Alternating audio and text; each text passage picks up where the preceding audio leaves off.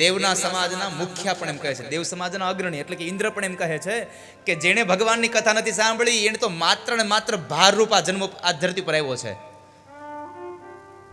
ધિક્ત નરમ પશુ સમમ ભુવિ ભારરૂપ, પશુની જેમ આ દુનિયામાં આવી અને વયો ગયો ભાર વહન કરવા માટે, જેણે ભગવાનની કથા નથી સાંભળી. માટે પરમાત્માની કથા સાંભળજો. અને અહીંયા ગંગા દ્વાર સમીપે તુ તટમાનંદન નામકમ, ગંગાના દ્વારની નજીકમાં આનંદ નામના તટ ઉપર ભગવાન ભાગવતજીની કથાનો સત્સંગ પ્રારંભ થયો. સનત કુમારો ભાગવતની કથા કહેવા તૈયાર થયા અને એ કથાના શબ્દો ગંગાના કિનારેથી નીકળ્યા અને યમુના કિનારે પહોંચ્યા.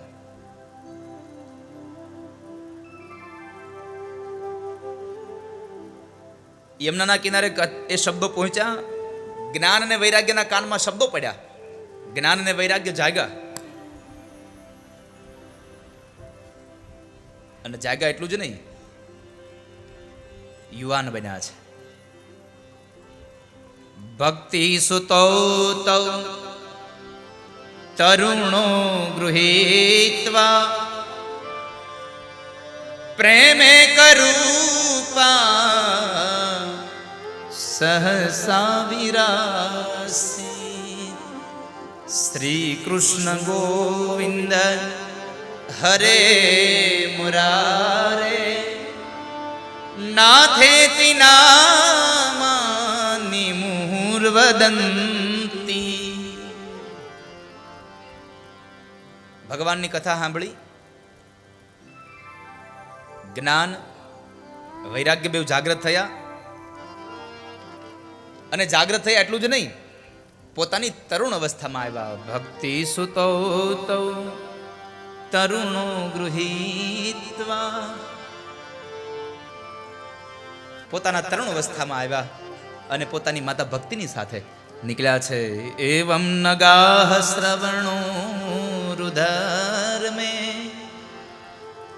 પ્રકાશમાને ઋષિભી સભાયામ આશ્ચર્યમેકં સમભૂતદાની તદુચ્યતે સન શૃણુ શોનકત્વમ.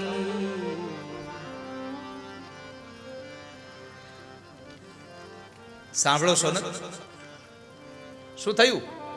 કુતૂહલ થયું કે આ કોણ આવે છે, આ કોણ આવે છે? સામેથી એક સંઘ આવતો દેખાય છે. અને ભગવાનની કથા થતી હતી ને તો બધા લોકો આવીને બિરાજમાન થયા હો, માત્ર નારદ નહીં, અનેક વ્યક્તિઓ આવી અને ત્યાં બેઠા છે. ભૃગુર વસિષ્ઠ ચ્યવનશ્ચ ગૌતમો મેઘાતિથિર દેવલ દેવરાતો.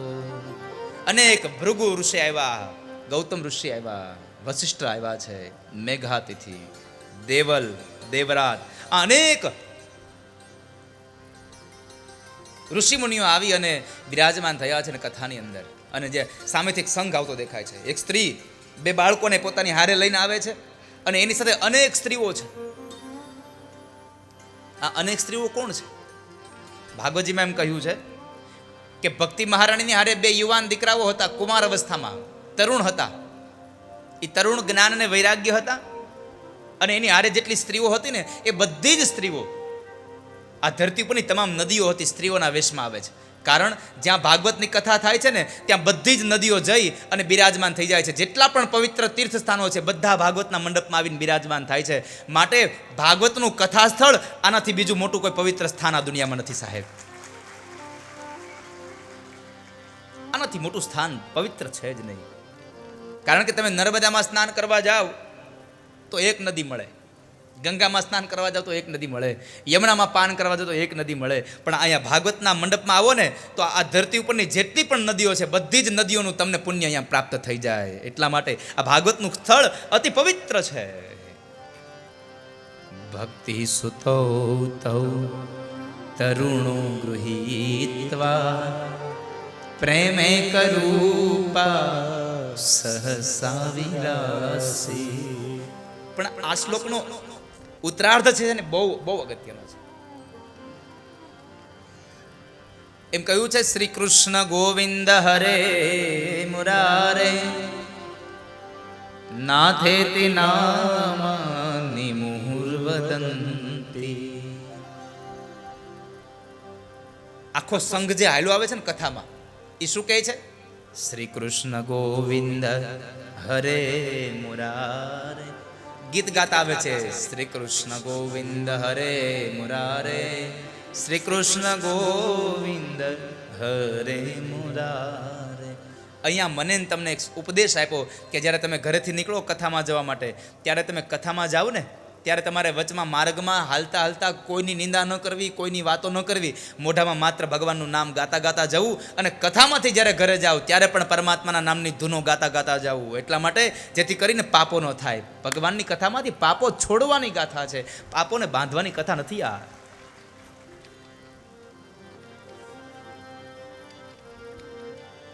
ભક્તિ મહારાણી જ્યાં ભાગવત છે ત્યાં ભક્તિ આવ્યા છે. તામ ચાગતામ ભાગવતાર્થભૂષામ સુચારુ વેશામ દદૃશુ સદસ્ય. અહીંયા કહ્યું દદૃશુ. દદૃશુનો અર્થ છે મળ્યા, જોવું. ભાગવતનો કેટલો ભાવ છે, ભાગવતની કેટલી મહત્વતા છે. સનત કુમારો એમ કહે છે કે જ્યારે અમે સત્સંગના નામને લઈને નીકળ્યા ને તો અમને સત્સંગ કરવા માટે થઈને નારદ મળ્યા. સત્સંગને જો માધ્યમ બનાવશો તો સારો માણસ તમને મળશે. સુચારુ વેશામ દદૃશુ સદસ્યા કથમ પ્રવિષ્ટા કથમાગતેયમ મધ્યે મુનિના મિતિ તર્કયંત. જ્યારે કથા થતી હતી ને ગંગાદ્વાર સમીપે આનંદ નામના તટે, ત્યારે એક બાજુ સ્ત્રીઓ બેઠી છે, એક બાજુ પુરુષ બેઠા છે, અને બરાબર કથાની સામે સનત કુમારની સામે એક જગ્યા લઈ અને દેવર્ષિ નારદ બેઠા છે.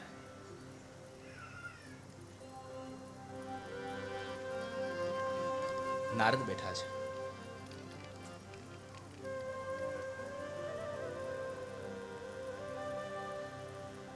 જ્યાં ભાગવત હોય છે ત્યાં ભક્તિ હોય, અને જ્યાં ભક્તિ હોય ત્યાં ભગવાન હોય ને હોય. કારણ સ્વયં ભગવાન એમ કહે છે મદ ભક્તા યત્ર ગાયંતી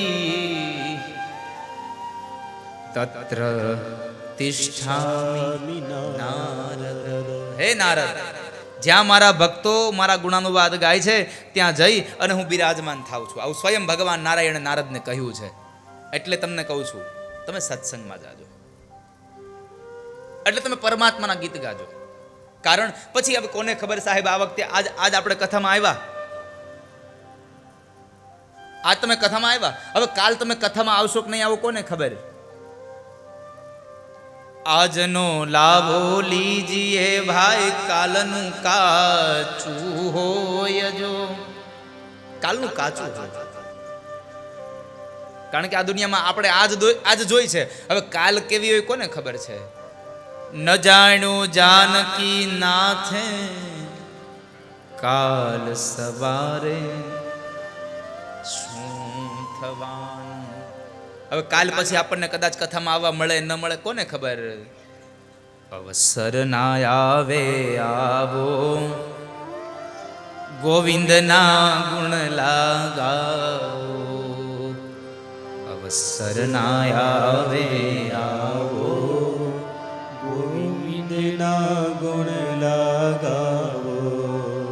ગોવિંદના ગુણ લાગાવો, ગોવિંદના ગુણ લાગાવો.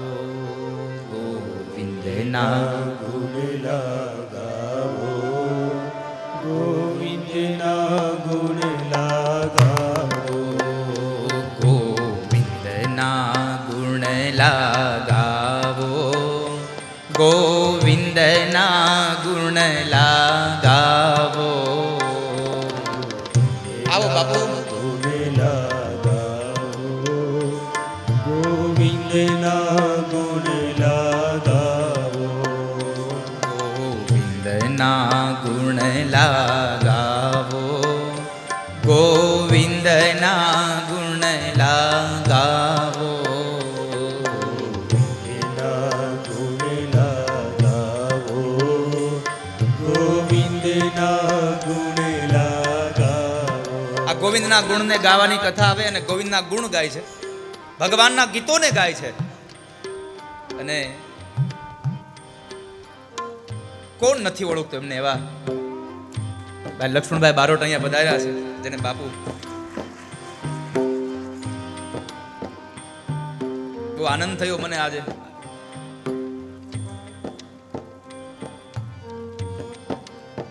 એ રાત્રિના સમયે જ્યારે ભગવાનની ભજન ભક્તિ કરાવતા હોય, અને તમે વિચાર કરો, જુઓ, રાત્રિના સમયે ભગવાનની ભક્તિ કરાવનારો માણસ પણ દિવસની કથામાં ભક્તિ કરવા માટે ચાલ્યો જાય છે. કારણ ભક્તિ કરાવવાનો અવસર મળતો હોય છે, ભક્તિ કરવાનો અવસર બહુ ઓછો મળતો હોય છે વાલા. કારણ કે સાંભળવું બહુ ઓછું હોય આપણે, અને સાંભળવું એ તો બહુ, નવધા ભક્તિમાં પણ કહ્યું શ્રવણમ, પેલી ભક્તિ છે શ્રવણ. પેલી ભક્તિ બતાવી શ્રવણમ કીર્તનમ વિષ્ણુ. પેલું સાંભળવું ને પછી ગાવું, પછી કીર્તન કરવું. પછી તમને આવો અવસર નહીં મળે વારે. ગોવિંદના ગુણ લાગાવો, ગોવિંદના ગુણ લાગાવો, ગોવિંદના ગુણ લાગાવો, ગોવિંદના ગુણ લાગાવો. કાયા માયા નાશ થવાના, કાયા માયા નાશ થવાના. કાયા એટલે આ શરીર. આ શરીર એકના એક સમયે વયું જવાનું છે. માયા એટલે પૈસો, પૈસો પણ જતો રહેવાનો. કાયા માયા નાશ થવાના, કાયા માયા નાશ થવાના. જન્મ્યાઈ તો જરૂર જવાના, જન્મ્યા એલો જરૂર જવાના. જન્મ્યાઈ તો જરૂર જવાના, જન્મ્યા તો જરૂર જવાના. અવસર નાવે આવો, ગોવિંદના ગુણ લાગાવો, અવસરના આવે આવો, ગોવિંદના ગુણ લાગાવો. અવસર નાવે આવો, ગોવિંદના ગુણ લાગાવો, અવસરના આવે આવો, ગોવિંદના ગુણ લાગાવો. ગોવિંદના ગુણ લાગાવો, ગોવિંદના ગુણ લાગાવો, ગોવિંદના ગુણ લાગાવો, ગોવિંદના ગુણ લાગાવો.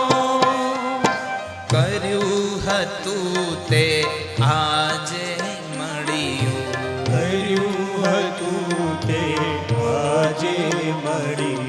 મેં હમણાં એક વાત કહી તમને. ભાગવતનો એક શ્લોક છે, જન્માંતરે ભવેત પુણ્ય તદા ભાગવતમ લભે. તમારા અનેક જન્મના પુણ્ય ભેગા થાય ત્યારે તમને ભાગવત રૂપી ફળ મળે છે.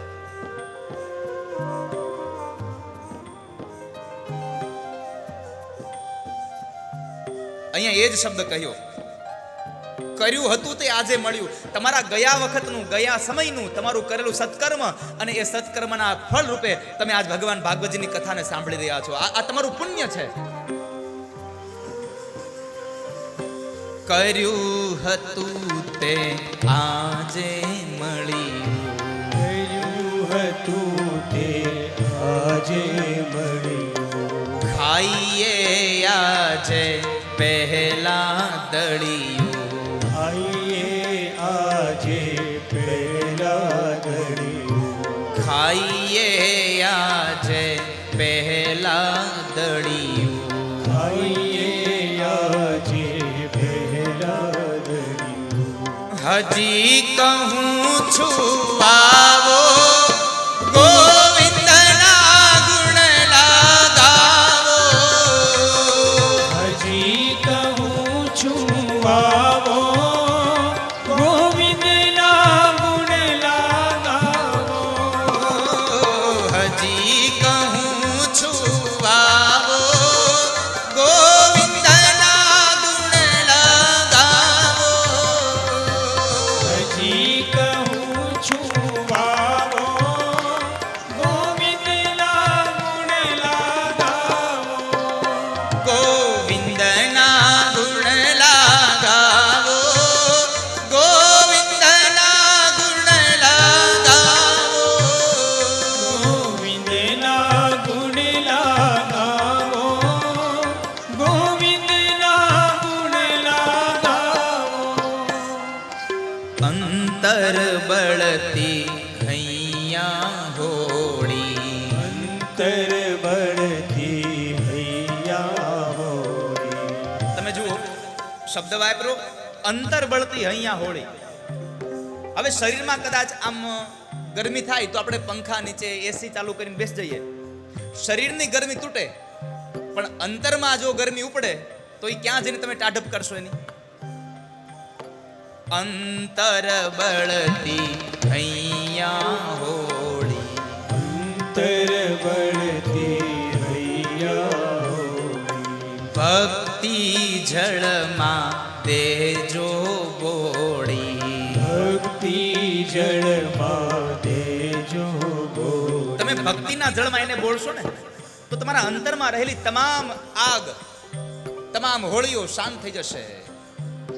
ભક્તિ જળમાં દેજો બોળી ભક્તિ જળમાં દેજો બોળી આનંદ સાગર નહાવો ગોવિંદના ગુણ લગાવો આનંદ સાગર નાવો ગોવિંદના ગુણ લગાવો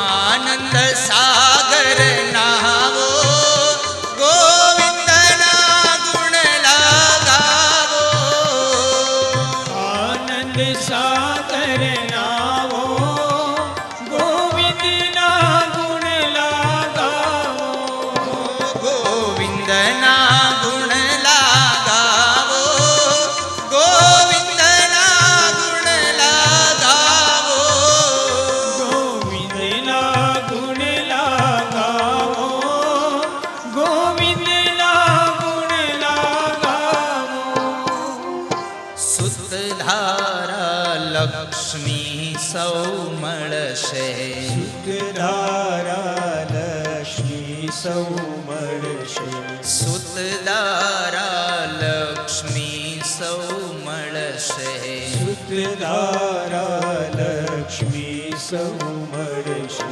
સંત સમાગમ નહીં સાપડશે સંત સમાગમ નહીં સાંપડશે બહુ સુંદર વાત અહીંયા બતાવી. સુત એટલે કે પુત્ર, દીકરા દીકરીઓ મળશે, તને પૈસો મળશે, પણ સંતનો સંગ બહુ વધારે નહીં મળે તને. સુતધારા લક્ષ્મી સૌ મળશે, સંત સમાગમ નહીં સાંપડશે. સંત સમાગમ નહીં સાંપડશે. સંત સમાગમ નહીં સાંપડશે પુનીત યમુલખ લાવો ગોવિંદના ગુણ લગાવો પુનીત અમુલખ લાવો ગોવિંદના ગુણ લગાવો પુનીત યમુલખ લાવો ગોવિંદના ગુણ લગાવો પુનીત અમુલખ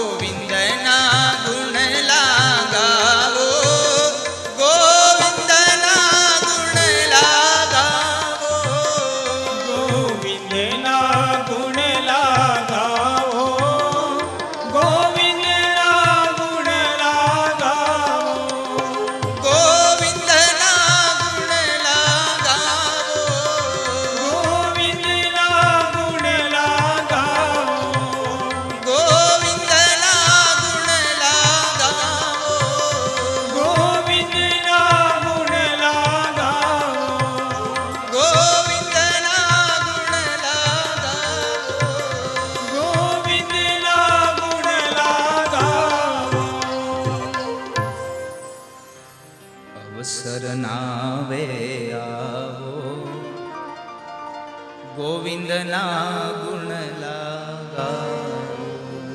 આવો અવસર તમને બીજી વાર નહીં મળે વાલા.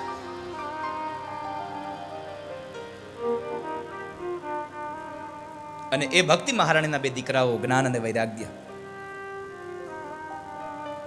માત્ર ને માત્ર ભગવાનની કથા સાંભળી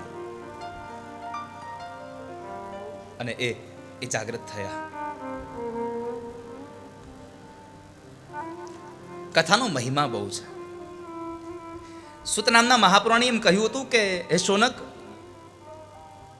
અધમથી પણ અધમ માણસને આ તારી દેનારી ગાથા છે.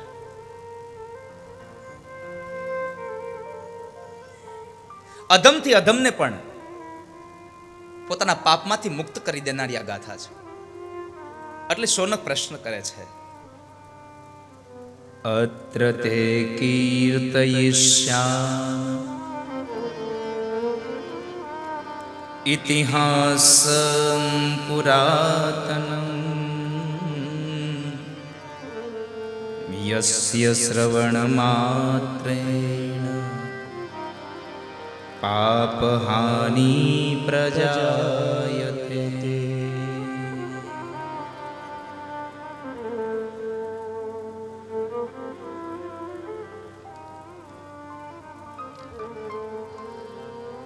પાપ હાનિ પ્રજાયતે.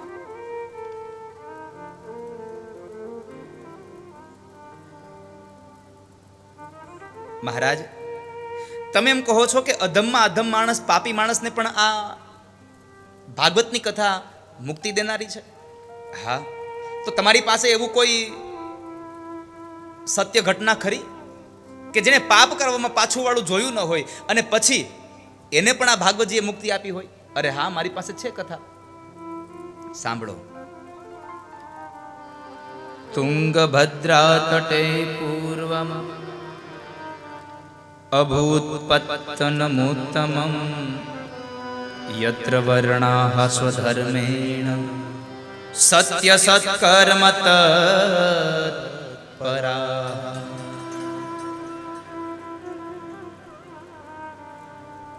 સાંભળો. તુંગભદ્રા નદીના કિનારે એક શહેરની અંદર આત્મદેવ નામના એક બ્રાહ્મણ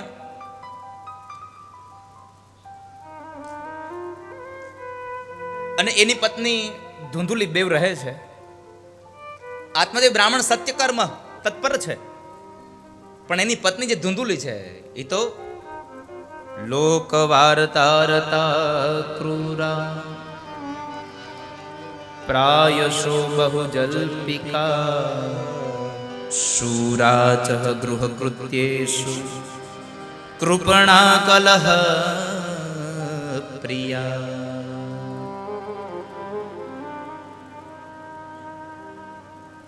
પારકી નિંદામાં જેને મજા આવે છે, પરમાત્માના નામમાં મજા ના આવે, એ ધુંધુલી. અને આધ્યાત્મિક અર્થમાં ધુંધુલી એટલે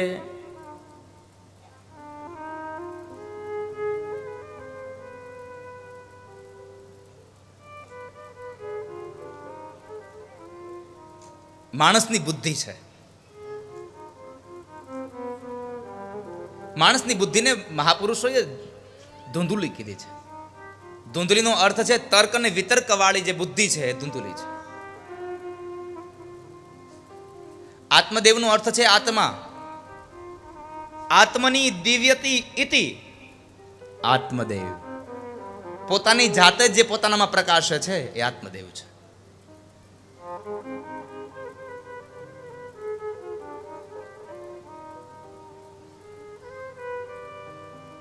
અને એ આત્મદેવને ત્યાં એક દીકરો નથી એટલે આત્મદેવ દુઃખી થયા છે.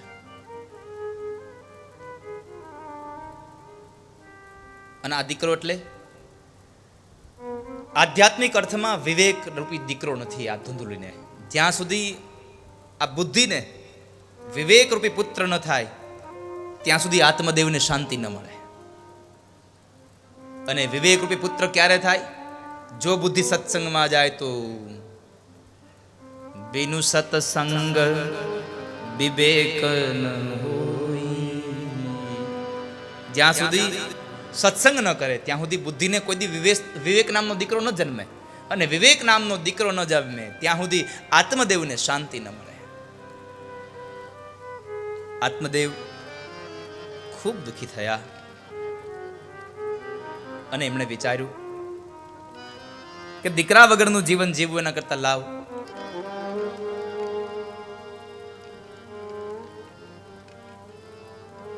આત્મહત્યા કરી લઉં. આત્મહત્યા કરવાના વિચારથી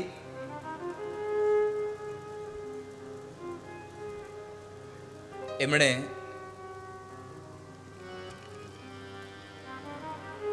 જંગલમાં જવાનો પ્રયત્ન કર્યો છે.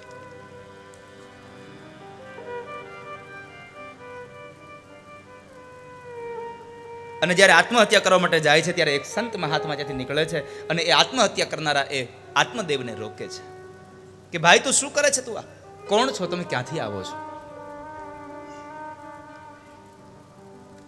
તમે ક્યાંથી આવો છો?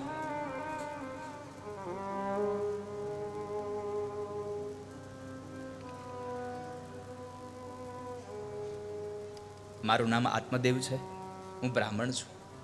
અરે તમે મરવા માટે શા માટે મરો છો? તમે આત્મહત્યા શું કામ કરો છો?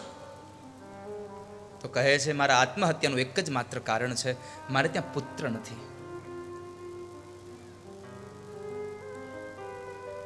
અરે ભાઈ, તમારી ઘરે દીકરો નથી એ તો પરમાત્માની કૃપા સમજો. કારણ કે દીકરો ન હોય તો તમે ભાગ્યશાળી છો. એને ભણાવો, એને પરણાવવો, એને ધંધે લગાડવો, કેટલી માથાકૂટ. આ બધામાંથી તમને મુક્તિ મળે છે. સંતાન હોય તો માથાકૂટ થાય, સંતાન નથી, તમે તો ભાગ્યશાળી છો. તમે એક બાજુ બેસી અને માળા ફેરવો. શા માટે તમે આમ આમ આટલા દુઃખી થાવ છો?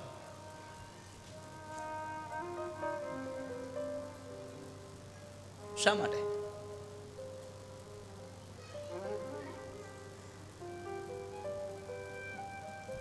પુત્રની જરૂર શા માટે છે?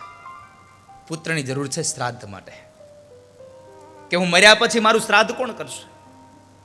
મારા મર્યા પછી પિંડદાન કોણ કરશે? પિંડ નહીં મળે તો મને મુક્તિ કેમ મળે? મને જો પિંડ ન મળે, મારી પાછળ શ્રાદ્ધ ક્રિયા ન થાય તો મને મુક્તિ ક્યાંથી મળે?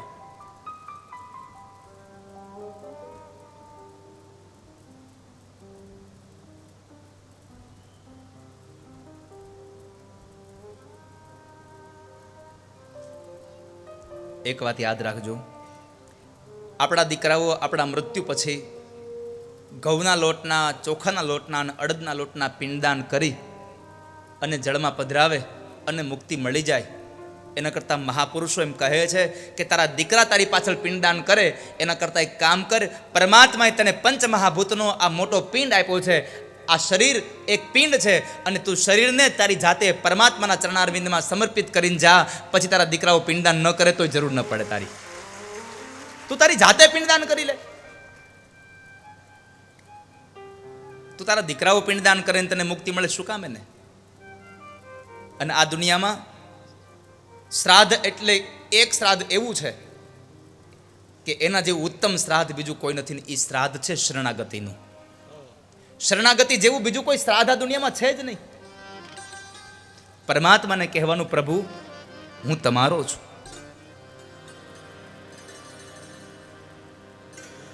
તુલસી પત્ર વગર ભગવાન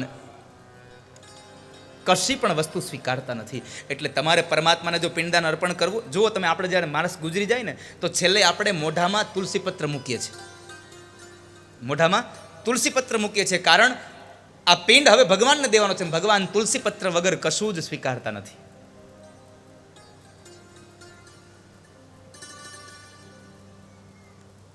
તુલસી પત્ર લેવું પડે તો ગળામાં તુલસીની માળા પહેરવાની, અને તુલસીની માળા પહેરો એટલે ભગવાનના થયા. આ દેહ, આ પિંડ પ્રભુને સોંપ્યો અને શરણાગતિ કરી કે હે પ્રભુ, હવે હું તમારો થયો. ડોકમાં માળા આવી જાય ને, તુલસીની માળા, એટલે આપણે ભગવાનના થઈ ગયા. અને ભગવાનના થયા પછી આ જીવનને જેવું તેવું ન જીવાય. પરમાત્માના નામની માળા. એટલે કહ્યું, ગુરુજીના નામની હો માળા છે ડોકમાં, ગુરુજીના નામની હો માળા છે ડોકમાં. પ્રભુજીના નામની હો માળા છે ડોકમાં, પ્રભુજીના નામની હો માળા છે ડોકમાં. ભગવાનના નામની માળા જ્યારે ડોકમાં હોય પછી આપણે જેવું તેવું જીવન ન જીવાય વાલા. લક્ષ્મણ બાપા આવો ને બે કડી, આવો આવો વ્યાસ આવો, હાથ પકડીને લેતા હો લક્ષ્મણ બાપાને. આવો લક્ષ્મણ બાપા બે કડી ગુરુજીના નામની ગવડાવો, તમે મજા આવશે. ક્રોધ કદી થાય નહીં, પરને નિંદાય નહીં, ક્રોધ કદી થાય નહીં, પરને નિંદાય નહીં. લક્ષ્મણ બાપાનો લગભગ આશ્રમ અહીંયા છે ને બાપા તમારો? આ નજીકમાં ત્યાં આશ્રમ છે લગભગ.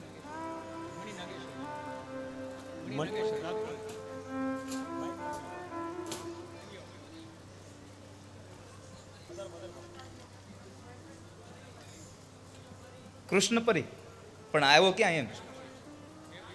રાજપારડી. ઓકે, આવો લક્ષ્મણ બાપા, જય હોય. હા,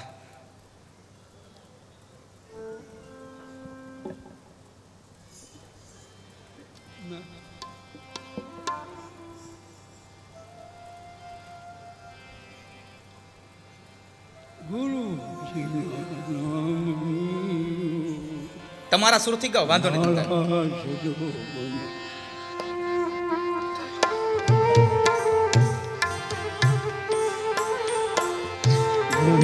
ભરાય નહીં, એકલા ખવાય નહીં, એકલા ખવાય નહીં.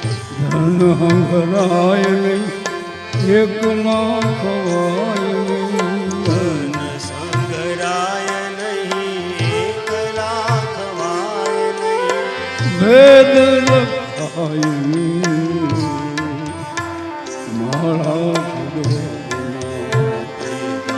રખાય નહીં હો માળા છે ડોકમાં. ગુરુ માળા છે ગુરુજીના નામની હો માળા છે ડોકમાં. ખોટું બોલાય નહીં, ખોટું લેવાય નહીં,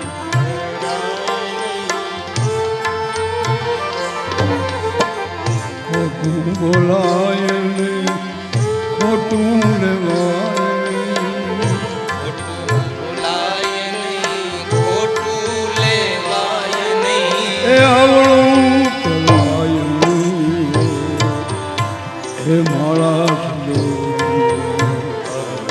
ચલાય નહીં હો માળા છે ડોકમાં. ગુરુ માળા છે ગુરુજીના નામની હો માળા છે ડોકમાં. પરને પીડાય નહીં, હું પગ ધરાય નહીં, પરને પીડાય નહીં, હું પદ ધરાય નહીં, પરને પીડાય નહીં, હું પગ ધરાય નહીં, પીડાય નહીં, હું પદ ધરાય નહીં, કોઈ પાપને પોસાય નહીં, માળા પાપને પોસાય નહીં હો માળા છે ડોકમાં. હરિહરાનંદજી કહે સત્ય ચુકાય નહીં, હરિહરાનંદજી કહે સત્ય ચૂકાય નહીં, હરિહરાનંદજી કહે સત્ય ચુકાય નહીં, હરિહરાનંદ સત્ય ચૂકાય નહીં. ભક્તિ ભૂલાય મારા શબ્દો ભક્તિ ભૂલાય નહીં હો, માળા છે લોકમાં. નારાયણ મારા શબ્દો નારાયણ વિસરાય નહીં હો, માળા છે લોકમાં. મારા શબ્દો માળા છે લોકમાં. મારા શબ્દો માળા છે લોકમાં. મારા શબ્દો માળા છે લોકમાં. જય હો બાપા. એકવાર લખન બાપાને વધાવો તાળીઓથી. આજે અવસર મળી ગયો અહીંયા.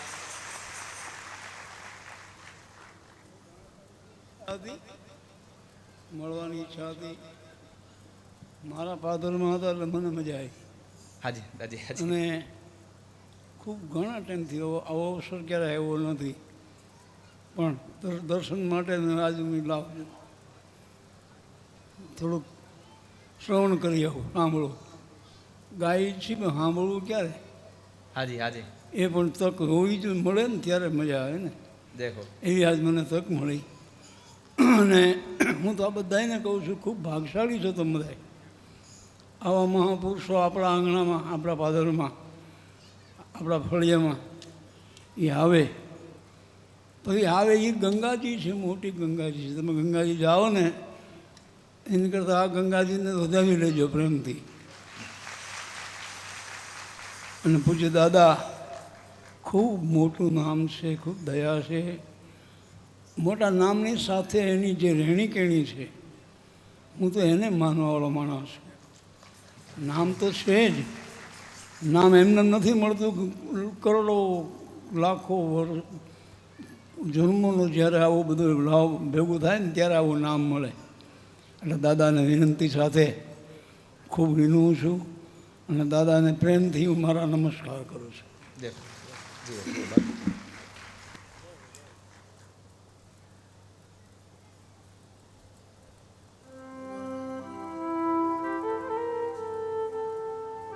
અહીંયા વ્યાસપીઠે લેતા હો લખન બાપાને. એટલે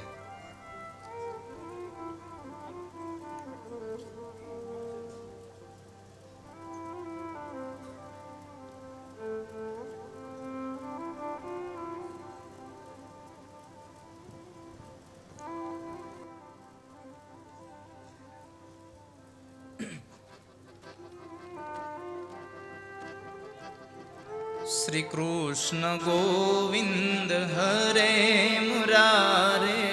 શ્રી કૃષ્ણ ગોવિંદ હરે મુરારી. કૃષ્ણ ગોવિંદ હરે મુરારી. શ્રી કૃષ્ણ ગોવિંદ હરે મુરારે. શ્રી કૃષ્ણ ગોવિંદ હરે મુરારી. શ્રી કૃષ્ણ ગોવિંદ હરે મુરારે. હે નાથ નારાયણ વાસુદેવા. હે નાથ નારાયણ વાસુદેવ. હે નાથ નારાયણ વાસુદેવા. હે નાથ નારાયણ વાસુદેવા. હે નાથ નારાયણ વાસુદેવા. હે નાથ નારાયણ વાસુદેવા. કૃષ્ણ ગોવિંદ હરે મુરારી. કૃષ્ણ ગોવિંદ હરે મુરારે.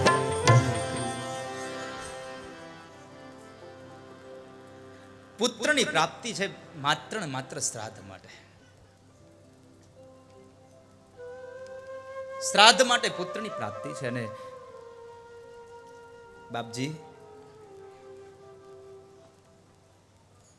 દીકરો ન હોય તો એવું જીવન જીવીને હું શું કરું? કાં તો મને સંતાન આપો ને કાં તો મને મરવા દો. મહાત્માજી બહુ સમજાવે છે. અરે ભલા માણસ, આ દુનિયામાં સુખ ક્યાં છે?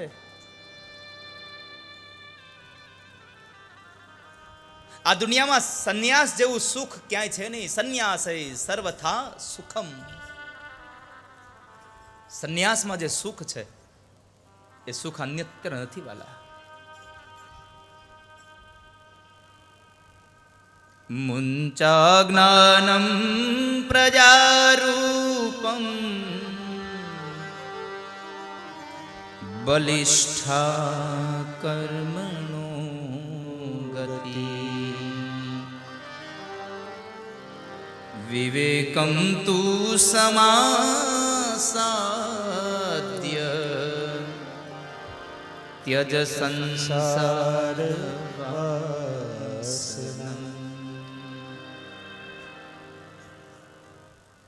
આ સંસારની વાસનાઓને છોડી દે ભાઈ, અને પરમાત્માના નામની અંદર તું લાગી જા. ત્યજ સંસાર વાસનમ.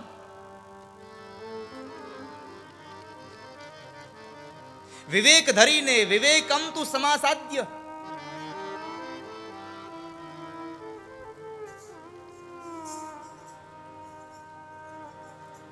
તું વિવેકને સાધી અને પરમાત્માને ભજી લે. પણ જ્યારે આત્મદેવ બ્રાહ્મણ નથી માનતા. મહાત્માજી કહે છે કે ભાઈ, તમારા ભાગ્યમાં એક જન્મમાં તો નહીં, 7 જન્મમાં પણ સંતાન નથી લઈ. આત્મદેવ કહે છે બાપજી હવે મને મરવા દો, આવું જીવન મારે નથી જીવવું.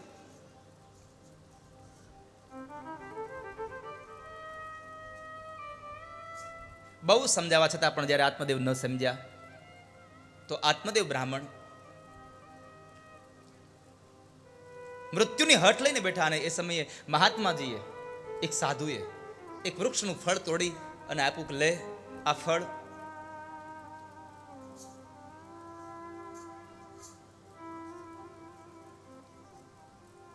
અને આ ફળ તારા પત્નીને ખવડાવીશ ને તો તારે ત્યાં સંતાન થશે, પ્રભુ કૃપાથી પુત્ર થશે. આત્મદેવ બ્રાહ્મણ ઘરે આવે છે, પોતાની પત્નીના હાથમાં ફળ આપે છે. મહાત્માજી કહ્યું હતું કે તારી પત્નીને ખવડાવજે, પણ પત્ની ઉપર ભરોસો રાખી અને પોતે ફળ આપીને નીકળી ગયો. પત્નીએ ફળ ન ખાધું, તર્ક અને વિતર્ક કર્યો કે ફળ ખાવ તો હું ગર્ભવતી થાવ તો મારે પ્રસૂતાની વેદના વેઠવાની, ન કાંઈ ખવાય, ન પીવાય, ન અવાય, ન જવાય.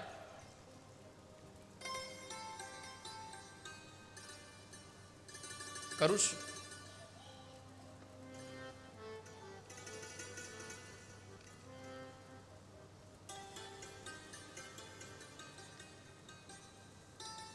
અને એ સમયે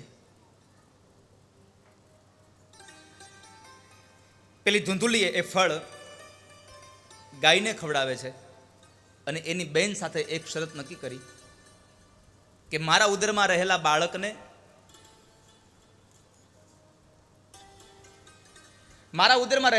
હું તને આપી દઈશ, તું અને મને થોડુંક ધન આપજે.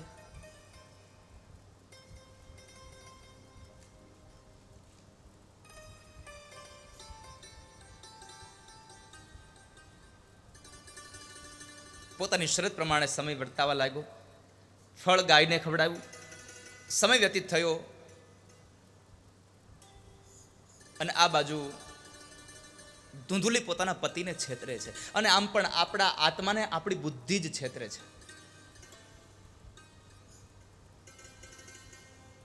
આપણું મન છે, આપણો આત્મા છે એ છુટકારો હોય છે, અને આપણું મન, આપણી બુદ્ધિ એ બંધન. બંધન બંધન જંખે છે મમ મન, અને આત્મ જંખે છુટકારો. મને દહેશત છે કે આ ઝઘડામાં ખૂટી ન જાય મારો જન્મારો. મારો જન્મારો ખૂટી ન જાય કે આ બંનેના ઝઘડામાં. ધૂંધુલીએ પોતા ગર્ભવતી હોવાનો સ્વાંગ રચ્યો. ઘણો સમય વ્યતીત થયો અને ધૂંધુલીની બહેનને ત્યાં એક દીકરાનો જન્મ થાય. બેન અને બનેવી કોઈને ખબર ન પડે એમ ધૂંધુલીને ત્યાં દીકરો આપી આવે છે. ધૂંધુલીએ ધન આપી દીધું. આત્મદેવને સમાચાર મળ્યા આપણી ઘરે દીકરાનો જન્મ થયો છે. આત્મદેવ ખૂબ રાજી થાય છે. અને ત્યારબાદ પેલું જે ફળ હતું એ ફળ ગાયને ખવડાવ્યું હતું. સંતની પ્રસાદી નિષ્ફળ ન જાય. ગાયે પણ એક બાળકને જન્મ આપ્યો. 3 મહિનાનો સમય વ્યત્યો અને 3 મહિનાના સમય પછી ગાયે બાળકને જન્મ આપ્યો. આખું શરીર માણસનું છે, માત્ર કાન છે એ ગાયના કાન જેવા છે. ધૂંધુલીનો દીકરો નામ પાડ્યું ધુંધુકારી. ગાયના કાન જેવા જેના કાન છે એનું નામ પાડ્યું ગોકર્ણ.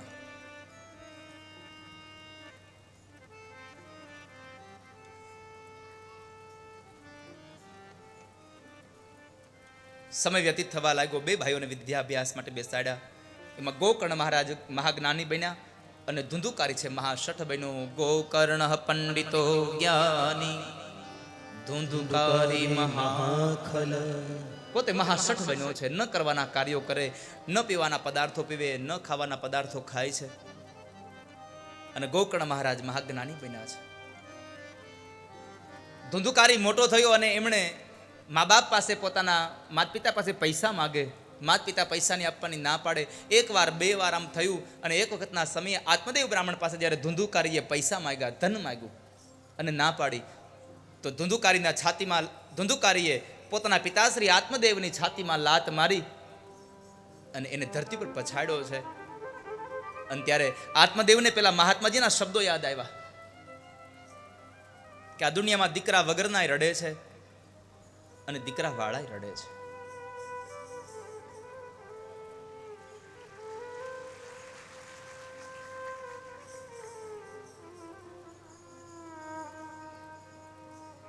આ સંસારમાં કોણ સુખી છે?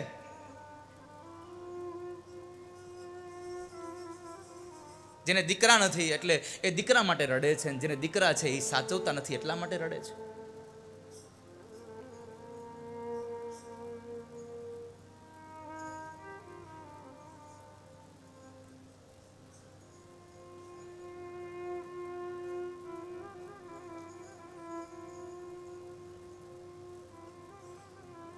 અને એમાં આત્મદેવ જ્યારે દુઃખી થયા અને એને દીકરાની જ્યારે લાત વાગી ત્યારે સમજણ આવી. અને આમ પણ આ દુનિયાનો નિયમ છે, લાતો કે ભૂત બાતો સે નહીં માનતે. તમે ગમે તેમ સમજાવો પણ જ્યાં સુધી એને એ હારી ન જાય ને ત્યાં સુધી રહી નહીં.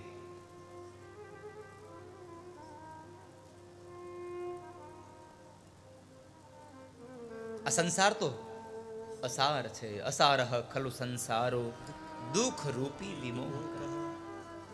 આ દુનિયામાં દુઃખ દેનારા રહ્યા છે. આ દુનિયામાં કોણ ધન, કોણ પુત્ર,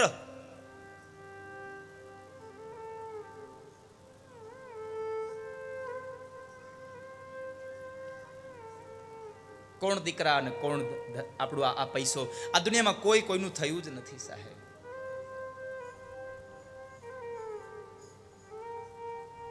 આ તો આવ્યા ને જવાનું, આવ્યા ને જવાનું. આ દુનિયામાં તો બસ માત્ર જ્યાં સુધી આ પંચ મહાભૂતના શરીરમાં પ્રાણ છે ત્યાં સુધી મારે ને તમારે રહેવાનું. બાકી તો ક્યારે જવાનું એ નક્કી નથી હોતું સાહેબ.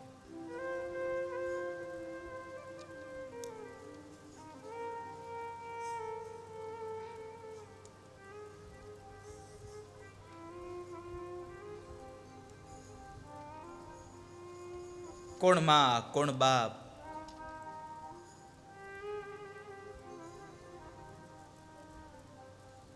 એકલો આવ્યો ને એકલો જવાનું, એમાં કોઈ પણ પ્રકારનો સંશય નથી. કોના છોરું ને કોના વાછરું, કોના માં ને બાપ.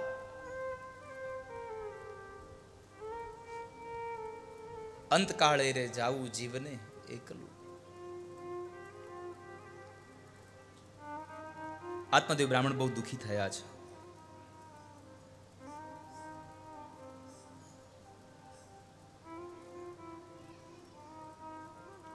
અને આપણે અહીંયા આવ્યા છીએ ને તો કેટલા દિવસ?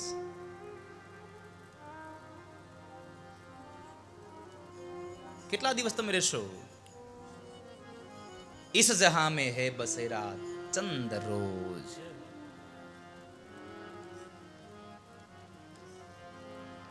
કેટલા દિવસ? 4 દિવસની આ જિંદગાની.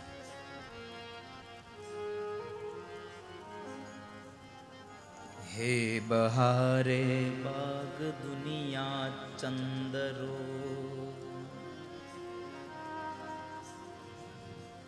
આ બાગ, આ બગીચા, આ દુનિયા 4 દિવસની જિંદગી છે સાહેબ. દેખ લો ઇસકા તમાશા ચંદ્રો. હે બહારે બાગ દુનિયા ચંદરો. આનો તમે તમાશો જુઓ, આની જિંદગી જુઓ. કેટલા દિવસ? ચંદ રોજ. 4 દિવસની જિંદગાની છે. 4 દિવસમાં હું તમે જતા રહેવાના, અને આ દુનિયામાં કોઈ રહ્યું જ નથી ને કોઈ રહેવાનું પણ નથી વાલા. કેટલા આવીને ગયા અને કેટલા વયા જવાના. કોઈને કોઈના ધનનું અભિમાન મારે છે, કોઈને કોઈના દીકરાઓનું અભિમાન મારે છે, કોઈને કોઈની પ્રતિષ્ઠાનું અભિમાન મારે છે. કોઈના કોઈ રૂપે માણસ મરે છે, એમાં સંશય નથી. મરવાનું તો બધાને છે. એટલા માટે કહું છું કે તમે અભિમાન ન કરશો ક્યારે વાલા. કોઈ દિવસ જિંદગીમાં અભિમાન ન કરવું.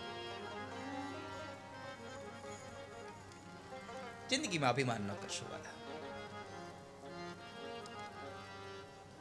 કારણ પૈસા વાળા પણ ગયા, એટલે તો ગુરુ નાનકને પણ લખવું પડ્યું છે, રામ ગયા રાવણ ગયા, જાકો બહુત પરિવાર.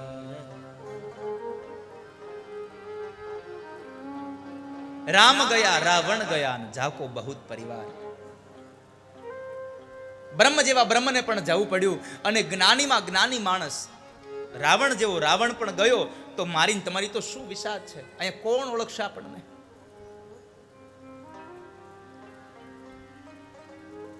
હે બહારે બાગ દુનિયા ચંદરો. હે બહારે બાગ દુનિયા ચંદરો. देख लो इसका तमाशा चंदरो. હે બહારે બાગ દુનિયા ચંદરો. 4 દિવસની જિંદગી છે, ક્યારે જતા રહેશું કોને ખબર. અને આપણે આવ્યા છીએ તોય કોઈને ખબર નથી, અને આપણે વયા જશું તોય કોઈ રડવા નથી વાલા. એટલે અભિમાન ન કરશો ક્યારે. માણસને પોતાનું અભિમાન મારે છે.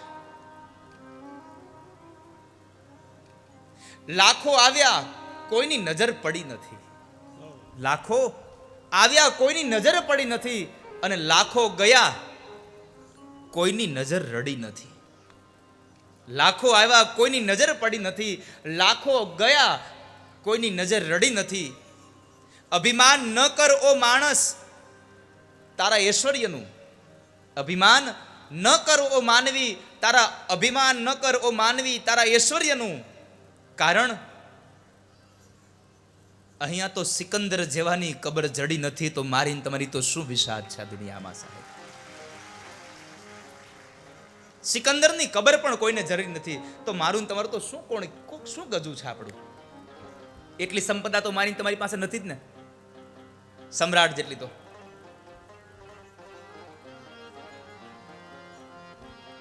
હે બહારે બાગ દુનિયા ચંદરો.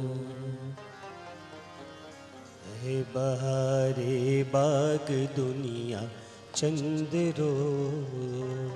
અને ક્યારે જતા રહેશું કોને ખબર. યાદ કર તું એ નજીર કબરો કે રોજ.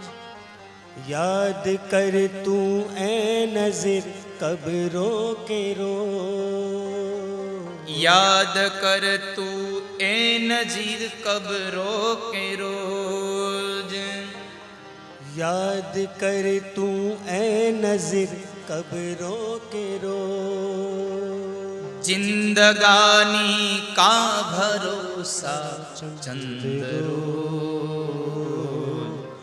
ये बहारे बाग दुनिया चंद्रो. આ જિંદગીનો શું ભરોસો, ક્યારે જતી રહેશે, ક્યારે જતું રહેવાનું ખબર નહીં પડે વાલા.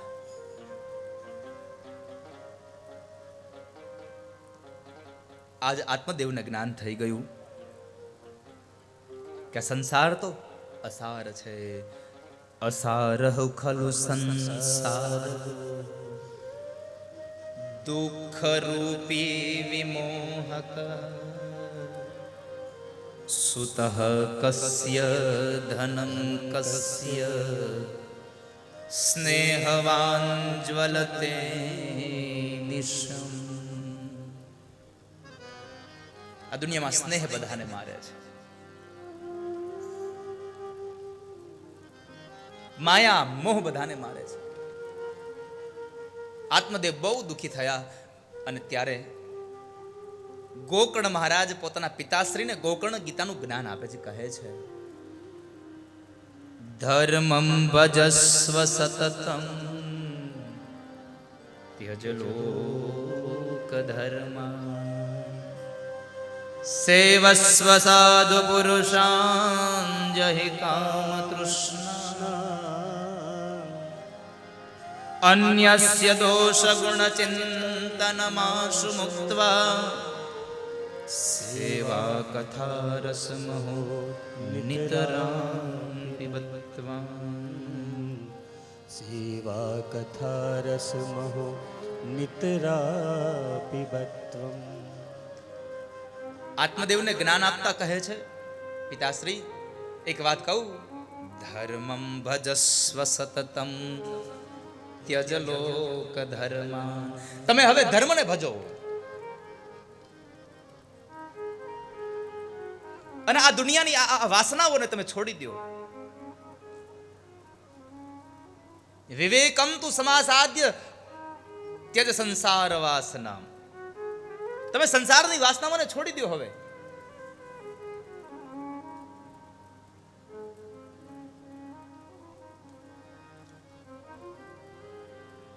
આ દુનિયામાં સુખી થવું હોય તો એક મોટો માર્ગ છે અને અહીંયા ગોકર્ણ મહારાજે ગોકર્ણ ગીતામાં કહ્યું છે. હું આજે એક સૂચના આપું. આ ગોકર્ણ મહારાજે સૂચના આપી છે, હું તમને એક સૂચના આપું. નાના બાળકો વાળો આગળ ન બેસવું.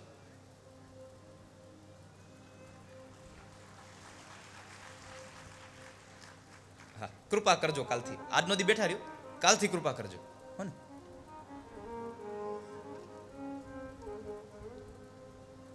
ગોકર્ણ મહારાજે કહ્યું ધર્મં ભજસ્વ સતતમ ત્યજ લોક ધર્મા સેવસ્વ સાધુ પુરુષાન જહિ કામ તૃષ્ણા. પણ સુખી થવા માટેનો એક શબ્દ અહીંયા બહુ સુંદર વાપર્યો છે ગોકર્ણ મહારાજે ગોકર્ણ ગીતામાં. તમારે સુખી થવું હોય તો એક જ વસ્તુ કરો, અન્યસ્ય દોષ ગુણ ચિંતનમાશુ મુક્ત્વા. તમે બીજાના દોષ જોવાનું બંધ કરી દો, તમને જિંદગીમાં કોઈ દુઃખી નહીં કરી શકે. પણ થાય છે એવું, આપણે આપણા સદગુણ જોઈને બીજા વાળાના દોષ જોઈ, બાજુવાળાના દોષ આપણને જોતા આવડે. અને વળી પાછા એમાંય આપણે કેવા ખબર છે, આપણે બીજાના દોષ જોઈ અને કોઈ દી એને માફ ન કરી શકીએ. હમણાં એક પંક્તિ વાંચવા મને મળી હતી કે તારી અંદર લાખ દોષ હોવા છતાં પણ તું તારી જાતને માફ કરી શકે છે. તારી અંદર લાખ દોષ હોવા છતાં તું જાણે છે કે મારી અંદર આટલા દોષ છે, છતાં તું તારી જાતને આટલો પ્રેમ કરે છે, તો દુનિયાના એકાદ બે દોષ જોઈને તું એને પ્રેમ ન કરી શકે વાલા? તારી અંદર તો હજારો દોષ છે અને છતાં પણ તું તારી જાતને પ્રેમ કરે, અને દુનિયાનો એક દોષ દેખાને તું એને તરછોડી દે.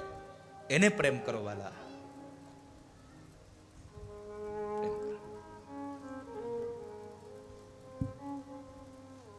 અન્યસ્ય દોષ ગુણ ચિંતનમાશુ મુક્ત્વા. તમે બીજાના દોષ જોવાનું બંધ કરી દો. અને છેલ્લે કહ્યું સેવા કથા રસમહો નિતરાં પિબત્વા. તમે સેવા અને કથાનો રસ પીવો. અને ગોકર્ણ મહારાજની આ વાતને સાંભળી અને આત્મદેવ બ્રાહ્મણ ઘર છોડીને નીકળી જાય.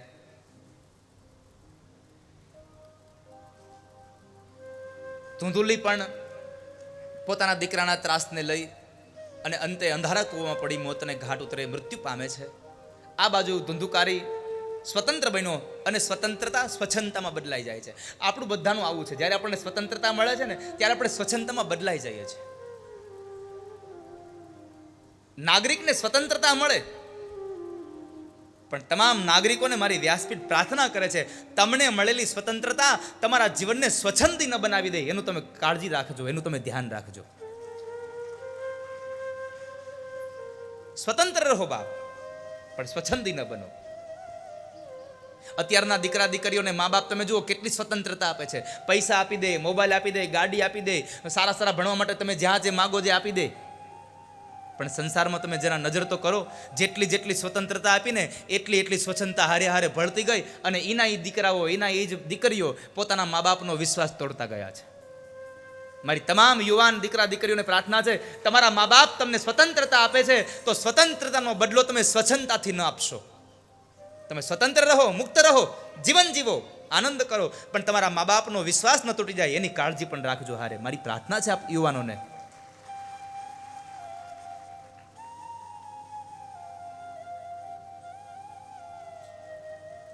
સ્વતંત્રતા મળેલી સ્વચ્છંદતામાં બદલી ગયેલો પરિણમેલો એ ધુંધુકારી 5 ગણિકા સ્ત્રીઓ સાથે, દુર્ગુણને 5 સ્ત્રીઓ સાથે સંગ થાય છે. આધ્યાત્મિક અર્થમાં દુર્ગુણ અને એનો સંગ 5 સ્ત્રીઓ સાથે. કોણ?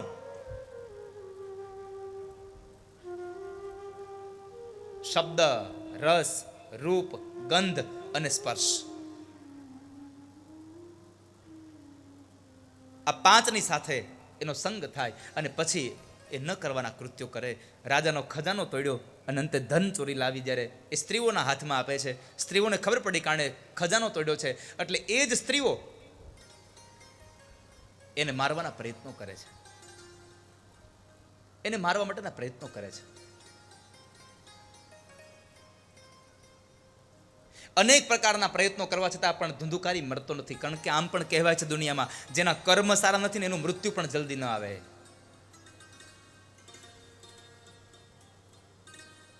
સોડ લાંબી બીમારીની તાણી સૂતો, મોત માંગે પણ આવે નહીં યમના દૂતો. સોળ લાંબી બીમારીની તાણી સૂતો, મોત માંગે છે કે હે ભગવાન હવે તમે મને લઈ જાઓ, હે ભગવાન તમે મને લઈ જાઓ, પણ ભગવાન ન આવે. મોત માંગે પણ આવે નહીં યમના દૂતો, કર્યા કર્મોના લેખા લેવાય, તારી આવરદા રોજ ઓછી થાય. તારા કર્યા કર્મોના લેખા લેવાય છે. તો અને આ દુનિયામાં તમે જેવું કરશો ને એવું જ ભરવાનું. તમે જેવું કોઈને આપશો એવું તમારે લેવાનું. તમે જેવું વાવશો એવું તમારે લણવાનું. તમે જેવું ગોળામાં પાણી ભરશો એવું તમારે પીવાનું. એ વાત નક્કી છે, એમાં કોઈ સંશય નથી. તમે કોઈક દુનિયાનું સારું કરશો તો દુનિયા તમારું સારું કરશે, એમાં સંશય નથી. કર ભલા તો હો ભલા. એકવાર એક ગામડામાં અભણ ખેડૂત હતા અને બીજો કોઈ વ્યવસાય નહીં. એની પાસે ગાય, ભેંસ એવા પશુઓ હતા. એટલે પશુઓનું જે દૂધ હોય એ દૂધનું મેળવણ કરે અને એ મેળવણ કર્યા પછી એ દહીંને વલોવે, છાશ બનાવે ને એમાંથી જે માખણ નીકળે એ માખણનું ઘી બનાવી અને બાજુના શહેરમાં વેચવા માટે જાય. વેપારીને આપી આવે. 1 કિલો ઘી તૈયાર થાય એટલે દઈ આવે, 1 કિલો ઘી તૈયાર થાય એટલે આપી આવે. એમાં ઘણા વખતથી આ ક્રમ ચાલતો હતો, પણ વેપારીને જરાય પણ એને એમ ન થયું કે આ કદાચ ખેડૂત ખોટું બોલતા હશે. પણ એક વખતના સમય માણસના મનમાં શંકાનો પ્રવેશ થયો, સંશય થયો કે આ ખેડૂતનું હું આ ઘી લાવે છે, મને એમ કહે છે 1 કિલો આપ્યું છે, તો હું ભરોસો કરી લઉં છું તો આ ઓછું તો નહીં દેતો હોય ને. અને આમ પણ આ દુનિયાનો નિયમ છે, જ્યાં તમે વિશ્વાસ મૂકો ને ત્યાં તમને સંશય હારે હોય ને હોય જ. ભરોસામાં સંશય હોય છે. એટલે વેપારીને શંકા ગઈ. એટલે વેપારીએ ત્રાજવાની અંદર એ ઘીને જોખે છે અને જ્યારે ઘી જોખ્યું તો એ ઘી 1 કિલો કરતાં ઓછું હતું. 1 કિલો કરતાં ઓછું ઘી. અને પેલા વેપારીનો મિજાજ ગયો કે તમે તો એમ કહો છો કે 1 કિલો ઘી છે અને તમે મને ઓછું દઈ જાઓ છો. મેં તમારા ઉપર ભરોસો રાખ્યો એટલે તમે મેં ક્યારેય જોખ્યું નહીં, આનું માપ ન કર્યું, આને તોડ્યું નહીં, એટલે તમે આ જૂઠું બોલ્યા.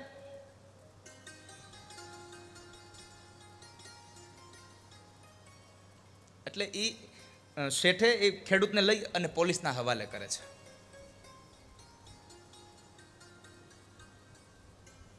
પોલીસના હવાલે જ્યારે એને કરે છે ને પોલીસે પૂછ્યું કે તમે કેમ ઓછું આપો છો, એટલે ખેડૂત કહે છે કે ના સાહેબ, હું ઓછું નથી આપતો, હું તો 1 કિલો જ આપું છું.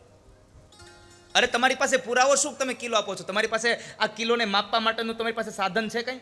તો કે ના, મારી પાસે સાધન નથી. તો પછી તમે કેમ કહી શકો કે મેં એને કિલો જ આપ્યું છે? અને ત્યારે ખેડૂતે એમ કહ્યું કે સાહેબ, મેં કિલો આપ્યો છે એનો એક જ મારી પાસે આધાર છે કે મેં શેઠ પાસેથી 1 કિલો ઘઉં લીધા હતા અને 1 કિલો ઘઉંને મેં એમને રાખ્યા હતા. અને જ્યારે મારે ઘી તૈયાર થાય ને ત્યારે એક બાજુના પલ્લામાં કિલો ઘી મૂકું છું અને એક બાજુના પલ્લામાં હું ઘી મૂકી દઉં છું, એક બાજુના પલ્લામાં હું ઘઉં મૂકી દઉં.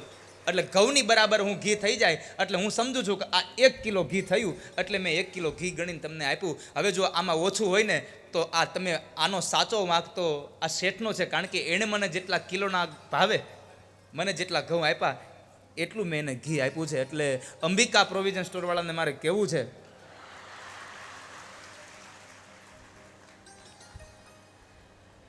આપણે બીજાને શું કામ ગોતવા જવા કે કોઈક આપણું આપેલું ઘેરે જઈને જોખે કિરીટભાઈ તો એમાં 25 ગ્રામ વધારે નીકળે તો ઠાકોર માફ કરશે, બાકી જો 1 ગ્રામ ઓછું નીકળ્યું તો મારો ઠાકોરના દરવાજામાં બધું જ એના ચોપડામાં લખાઈ જશે વાલા. પણ હું ભરોસા સાથે કહું છું, આજે આ મારી જવાબદારીએ કહું છું કે આ પાદરિયા પરિવારે કોઈને 1 દાણો ઓછું નથી આપ્યું ને એટલે મારો ઠાકોર એના આંગણે આવીને પધાર્યો છે, બાકી ભગવાન ન આવે વાલા. જ્યાં તમે બીજાનું અહિત કરો તો ઠાકોરજી ન પધારે. આ સાચી ભૂલ તો પેલા શેઠની હતી કે એણે કિલો ઘઉં નહોતા આપ્યા એટલે ઘી ઓછું આવતું હતું. અને તમે જેવું કરો એવું મળશે. ચાણક્ય નીતિમાં ચાણક્યએ પણ કહ્યું છે, સ્વયં કર્મ કરોત્યામાં સ્વયં તત્ ફલમશ્નુતે સ્વયં ભ્રમતિ સંસારે સ્વયં તસ્માદ વિમુચ્યતે. આજે ચાણક્ય નીતિનો એક શ્લોક બહુ સુંદર મળ્યો કે વ્યક્તિ સ્વયં કાર્ય કરે છે અને એનું ફળ પણ પોતે ભોગવે છે. વ્યક્તિ સ્વયં પોતે કાર્ય કરે છે અને એનું ફળ પોતે જ ભોગવે છે.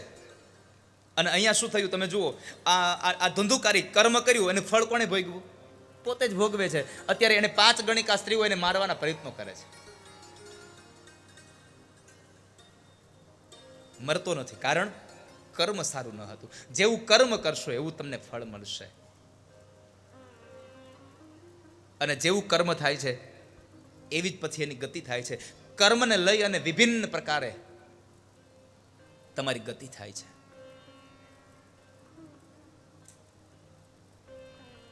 ભિન્ન ભિન્ન પ્રકારે તમારી ગતિ થતી રહેશે.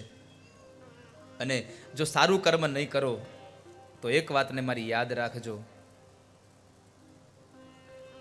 પરમાત્માના નામની અંદર તમે જો મન નહીં લગાડો તો પરમાત્મા આમથી તેમ તમને ભટકાવશે. એમાં કોઈ પણ પ્રકારનો સંશય નથી. તને મોટા ઘરનું તેડું જ્યારે આવશે, તને મોટા ઘરનું તેડું જ્યારે આવશે, તને મોટા ઘરનું તેડું જ્યારે આવશે, તને મોટા ઘરનું તેડું જ્યારે આવશે. આના કાની જરીએ ન ચાલે, આના કાની જરીએ ન ચાલે, આના કાની જરીએ ન ચાલે, આના કાની જરીએ ન ચાલે. જ્યારે એ બોલાવશે તને મોટા ઘરનું તેડું જ્યારે આવશે, તને મોટા ઘરનું તેડું જ્યારે આવશે. પુનિત પદવી તુજને આપી, પુનીત પદવી તુજને સોંપી, માનવ તનમાં દીધો સ્થાપી. માનવ તનમાં દીધો સ્થાપી. રામ ભગત જો થયો નહીં તો, રામ ભગત જો થયો નહીં તો, રામ ભગત જો થયો નહીં તો, રામ ભગત જો થયો નહીં તો, જન્મ જન્મ ભટકાવશે, તને મોટા ઘરનું તેડું જ્યારે આવશે, તને જન્મ જન્મ ભટકાવશે તને આ પરમાત્મા, દર બદર ભટકાવશે, તને મોટા ઘરનું તેડું આવશે. માટે તું સમજી જાજે, તારું કર્મ તને જ ફળ આપશે, એમાં સંશય નથી. અને અંતે ધુંધુકારીના મોઢાની અંદર ધગધગતા અંગારાઓ નાખ્યા, હાથ પગ વડે બાંધી અને એને માર્યો, મોતને ઘાટ ઉતર્યો, મૃત્યુ પામ્યો અને મર્યા પછી પ્રેત બન્યો છે. અને પ્રેત અવસ્થામાં બહુ યાતના થઈ, દુઃખ પડ્યું. ગોકર્ણ મહારાજે ગયાજીમાં શ્રાદ્ધ કર્યું પિતૃઓના મોક્ષ માટે. અને અંતે જ્યારે પોતાના ઘરે આવ્યા છે ગોકર્ણ મહારાજ, ત્યારે ડરામણા અવાજની અંદર આવીને આ પ્રેત ધંધુકારી રડે છે. ગોકર્ણ મહારાજે પ્રશ્ન કર્યો, તું કોણ છે ભાઈ, શા માટે રડે છે? કહે છે, હું તમારો ભાઈ છું, હું તમારો ભાઈ છું, હું મૃત્યુ પામ્યો અને હું પ્રેત બન્યો છું, મને મુક્તિ અપાવો, મને બહુ યાતના થાય છે.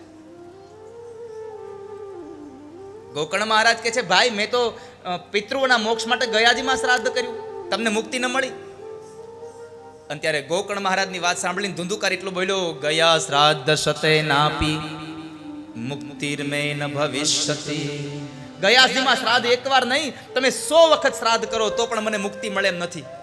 તો તને મુક્તિ કેમ મળે એ મને ખબર નથી, પણ હું તમને પ્રાર્થના કરું છું, મને મુક્તિ અપાવો. અને ગોકર્ણ મહારાજે ભગવાન સૂર્યનારાયણને પ્રશ્ન કર્યો, ગયાજીમાં શ્રાદ્ધ કરવાથી જેને મુક્તિ ન મળે એને મુક્તિ શેનાથી મળે? અને ભગવાન ભાસ્કર બોલ્યા છે, શ્રીમદ ભાગવતાન મુક્તિ સપ્તાહમ વાચનમ કુરુ. તમે જેની પાછળ ભાગવતની કથા સંભળાવો 7 દિવસની, અને 7 દિવસમાં શું થશે? એવમ સપ્ત દિનેશ્ચૈવ સપ્ત ગ્રંથિ વિભેદનમ. 7 પ્રકારની ગ્રંથિઓ તૂટશે. વાંસની 7 પ્રકારની ગાંઠો તૂટી જાય. આપણે હજી અંધશ્રદ્ધા છે ઘણી જગ્યાએ, આ બાજુ હોય કે નહીં મને ખબર નથી, કારણ કે આ બાજુ તો હું પહેલી વાર હજી આવ્યો છું, આ વિસ્તારમાં પહેલી વાર આવ્યો છું. આ બાજુ અંધશ્રદ્ધા હોય કે નહીં ખબર નહીં મને.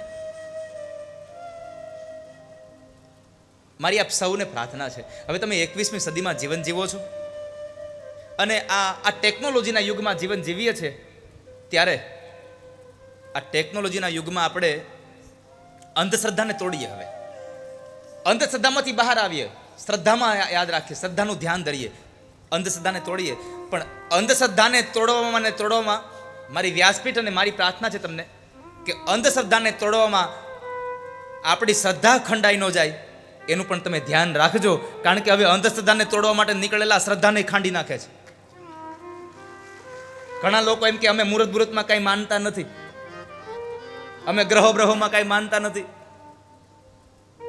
મારી પ્રાર્થના છે બાપ, તમે નથી માનતા તો એ તમારા પોતાનો પ્રશ્ન છે, તમે પોતે રાખો, પણ તમે સમાજને ગેરમાર્ગે ન દોરો. અંધશ્રદ્ધાને તોડવાના નામે તમે આ જગતની દુનિયાની શ્રદ્ધાને ન ખાંડી નાખશો.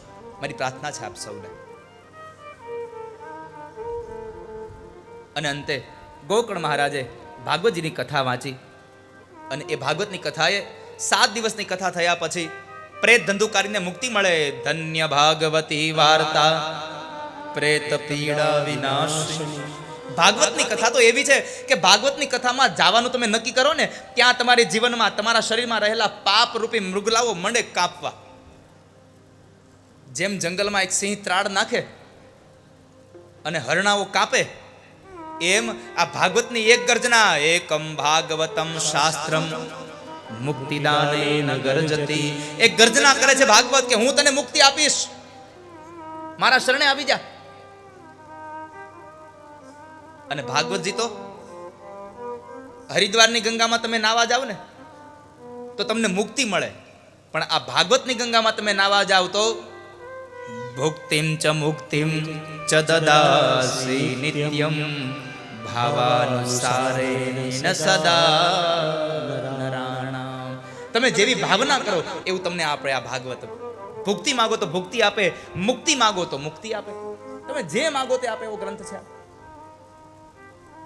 અને એવો આ ગ્રંથ, અને એ ગ્રંથ દ્વારા ધુંધુકારીને મુક્તિ મળી, ધુંધુકારીને ભગવાનનું દિવ્ય વિમાન લેવા આવ્યું અને એને છુટકારો મળ્યો, મોક્ષ ગતિ મળી. એ કથા બતાવી. ત્યારબાદ ભાગવતના વક્તા અને ભાગવતના શ્રોતાઓના ગુણધર્મની વાત. ભાગવતનો વક્તા કેવો હોવો જોઈએ? વિરક્તો વૈષ્ણવો વિપ્રો વેદશાસ્ત્ર વિશુદ્ધિકૃત દ્રષ્ટાંત કુશલો ધીરો વક્તા કાર્યોતિ નિસ્પૃહ. ભાગવતનો વક્તા એવો હોવો જોઈએ, પેલા તો વિરક્ત હોવો જોઈએ, આસક્ત નહીં. બીજી વાત, ભાગવતનો વક્તા વૈષ્ણવ હોવો જોઈએ, સંપ્રદાયનો વૈષ્ણવ નહીં, સ્વભાવનો વૈષ્ણવ. સંપ્રદાયનો વૈષ્ણવ નહીં, સ્વભાવનો વૈષ્ણવ હોવો જોઈએ ભાગવતનો વક્તા. બીજાનું દુઃખ જોઈ અને દુઃખી થાય, બીજાને ઉપયોગી બને, બીજાની મદદ કરે અને છતાં પણ ભૂલી જાય, એવો ભાગવતનો વક્તા હોવો જોઈએ.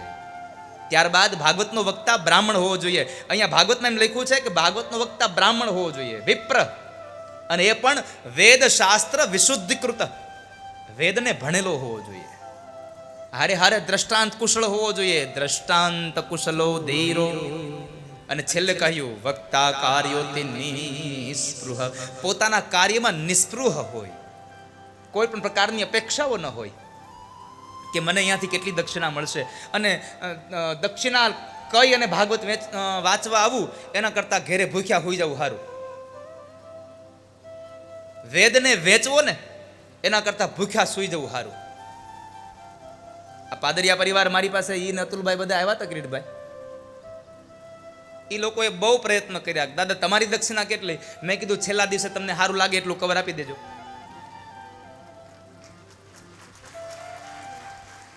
કારણ કે મેં જ્યારે, હું લક્ષ્મણ બાપા જ્યારે 16 વર્ષનો હતો ત્યારે ભાગવતે બેઠો, અને ત્યારે મેં મારા પિતાશ્રીને મેં વચન આપ્યું છે કે હું જીવીશ ત્યાં સુધી કદાચ ભાગવત કરતો રહું, જ્યાં સુધી ભાગવત કરીશ ત્યાં સુધી ભાગવતને કોઈ દી વેચીશ નહીં. કદાચ ભૂખા સુવાડે મારો ઠાકોર તો ભલે સુવાડે,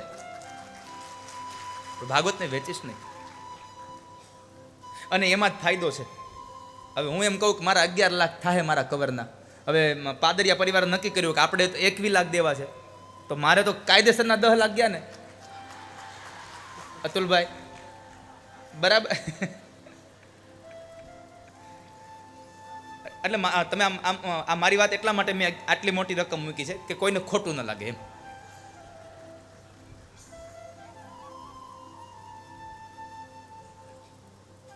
માગવાથી માન ઘટે છે સાહેબ. સુદામાએ કંઈ માગ્યું નહીં ને તો દ્વારિકા કરતા બમણી સંપદા પોરબંદરમાં આપી. એટલે કોઈ દિવસ ભગવાન પાસે માગવું નહીં, કારણ કે ભગવાન કો ચાહો લેકિન ભગવાન સે કુછ ન ચાહો વાલા. તમે માત્ર પરમાત્માને પ્રેમ કરો, પરમાત્મા તમને બધું દઈ રહેશે. પણ આપણે તો ભગવાનથી માગવા વાળા છીએ, ભગવાનને માગવા વાળા છીએ જ નહીં. આપણે તો ભગવાન પાસે જઈને ગાડી માગીએ, બંગલો માગીએ, પૈસા માગીએ. અરે ભલા માણસ, તું જેની પાસે માગવા જા છો એને માગી લે ને, બધું તને આપી દેશે એકારે. આસક્તિ ન પામી. દ્રષ્ટાંત કુશલો ધીલો વક્તા કાર્યોતિ નિસ્પૃહ. ભાગવતનો વક્તા નિસ્પૃહી હોવો જોઈએ એવી વાત બતાવી. ત્યારબાદ ભાગવતના શ્રોતાઓના ગુણધર્મ બતાવ્યા. શ્રોતાઓ શું કરવાનું? તો કહે છે તમારે 7 દિવસમાં સપ્તગ્રંથિ વિભેદનમ. મારે મૂળ વાત તમને અહીંયા કરવી છે. 7 ગાંઠને તોડવાની છે, પણ લીલાવાસની સોટીની ગાંઠ નહીં. આપણે તો એવું કર્યું છે કે કથા પૂરી થાય અને જો લીલો વાંસ તૂટી ન જાય તો કથા પૂગી જ ન હોય. હવે મને એ નથી સમજાતું આ પુગાડવાનું ક્યાં છે સ્વામી? ક્યાં પુગાડવાનું છે? પોઈચા નીલકંઠ ધામમાં. તમને ખબર છે નીલકંઠ ધામ તમે પણ એમ બનાવ્યું છો, દર્શન કરવાની એવી મજા આવે છે. ઓલા ગૌમુખની હેરે ને હું આવ્યો છું 2 વાર આવ્યો છું, પણ મેં નહોતું કહ્યું આ તમારા ભાગ્યની વાત છે. 2 વાર આવ્યો છું. કેટલી વાર તું આવ્યો તમારી ભેગું? આપણે ચાણોદ ગયા હતા ને, ખબર? હા, ત્યારે અમે એક રાત રોકાણા હતા આપણે. હા, ત્યારે ઉતારા તૈયાર નથી થયા હજી.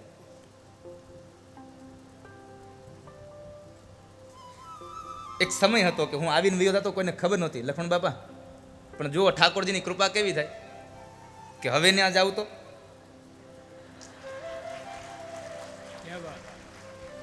આ ભગવાનની કૃપા છે. મેં હમણાં દિલ્હી અક્ષરધામ ગયો હું, અને ત્યાં કોઠારી છે મુનિવત્સલ સ્વામી. એ બપોરે મને અમે ઠાકોર જમાડતા હતા બપોરે, એટલે મારી બાજુમાં બેઠા બેઠા મને કહેતા કે દાદા ભગવાન અમારી વચ્ચે સત્સંગ ચાલતો હતો, ને મેં કહેતા હતા ભગવાનની કૃપા વરસે તો શું ઘટે, ભગવાનની કૃપા થાય તો. મેં કીધું મને એટલી ખબર છે કે મારી ઉપર ભગવાનની કૃપા થઈ. એ કે કેમ? મેં કીધું હું 1.5 વર્ષ પહેલાં જ્યારે અક્ષરધામમાં આવ્યો ને ત્યારે મને એમ કહેતા એ ઓલા ગેટે વયા જાઓ, ઓલા ગેટે વયા જાઓ, અહીંયા નહીં, મોબાઈલ મૂકતા જાઓ, આમ નહીં તેમ નહીં. આ 1.5 વર્ષ પછી હું આવ્યો તો સંતોના રસોડામાં જમવા બેહાર્યો, સંતોએ પોતાના હાથે જમાડ્યો, અને જે મંદિરમાં જવા માટે હાલીને જવું પડે ને ઓલી ગોલ્ફ કારમાં બેસાડીને મુનિવત્સલ સ્વામીએ મને અક્ષરધામ મંદિરની આરતી ઉતરાવી મારા હાથે. આજ મારા ઠાકોરની કૃપા છે વાલા. મને કે હું તો કહો તમે 1.5 વર્ષ પહેલાં તમે અહીંયા આવ્યા હતા? હા, એમ હું આ સ્વામીને કહું છું 2 વર્ષ પહેલાં હું અહીંયા આવ્યો હતો પોઈચા. પણ તઈ તમે મને ઓળખતા નહોતા. હજી તઈ મારી કથા લક્ષમાં નહોતી આવતી. આ સાચો આભાર તો મારે 2017માં દયામાં મારી કથા છોટાળા પરિવારમાં થઈ, સંદીપભાઈ છોટાળાને ત્યાં આહિર પરિવારમાં, અને એણે મારી કથા લક્ષમાં આપી, અને ત્યારથી આપણું આવેલું છે દ્વારિકાનો નાથ મારો.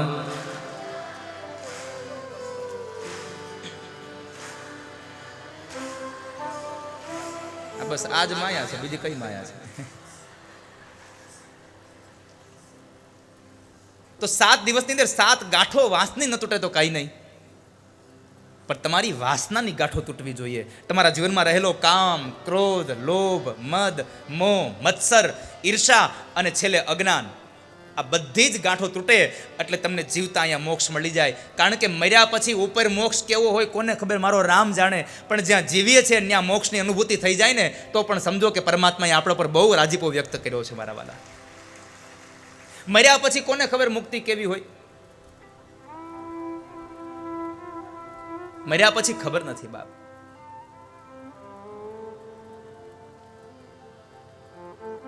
મોક્ષ છે કે નહીં હજી પ્રશ્નાર્થ ચિહ્ન છે. ઘણા લોકો એમ આપણે મોક્ષ ક્યારે જોઈએ ખબર છે? મરી ગયા પછી મોક્ષ જોઈએ છે. એલા મર્યા પછી કોને ખબર કેવું હોય? એના કરતાં જીવન એવું જીવી લે કે તને અહીંયા મોક્ષની અનુભૂતિ થઈ જાય. આપણે બધાને સ્વર્ગમાં જવું. કેટલા લોકોને સ્વર્ગમાં જવું? જરા હાથ ઊંચો કરો. કેટલાને સ્વર્ગમાં જવું છે? કોઈને નહીં? બધાને નરકમાં? હજી એકવાર કેટલા લોકોને સ્વર્ગમાં જવું છે? હાથ ઊંચો કરો જરા. સ્વર્ગમાં જવાની બધાને ઈચ્છા થાય છે, પણ જ્યાં જીવો છો ત્યાં સ્વર્ગ જેવું કંઈક બનાવવાના પ્રયત્નો કરો ને. બીજી શું કામે આ લાલચ રાખો છો સાહેબ? તમે જ્યાં જીવો છો ત્યાં સ્વર્ગ બનાવો. તમારું જીવન જ એવું બનાવો કે તમને સ્વર્ગની અનુભૂતિ અહીંયા થઈ જાય.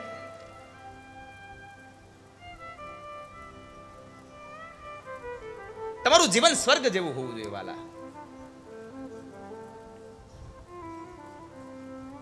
એ કવિએ બહુ સુંદર પંક્તિ લખી છે,